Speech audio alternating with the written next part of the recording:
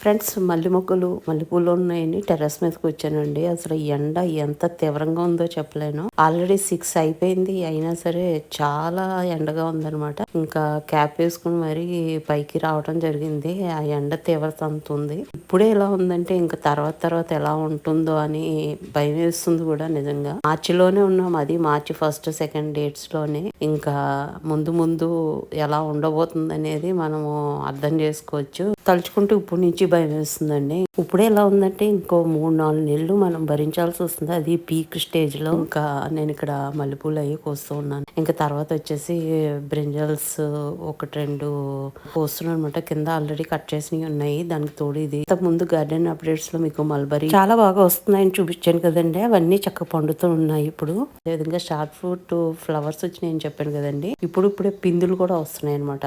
ఇంకా అదొకటి మీకు చూపిద్దామని అనుకున్నాను. ఇంకా పింక్ ఎడీనియం ఫ్లవర్స్ అయితే అసలు చెట్టు నిండా వచ్చేస్తున్నాయండి. చాలా బాగా వస్తున్నాయి. ఇంకా నిన్న సాటర్డే నేను చేసిన రెసిపీస్ వచ్చేసి బొబ్బట్లు అండి. మా మరిది వచ్చాడనమాట.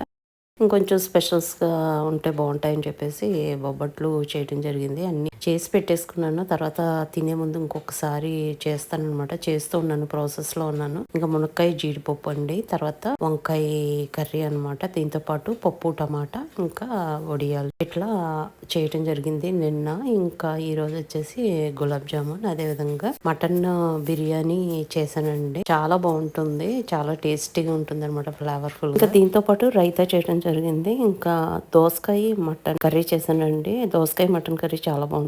ఇంకా రసం చేశాను అనమాట. Just update ఇస్తున్నానండి.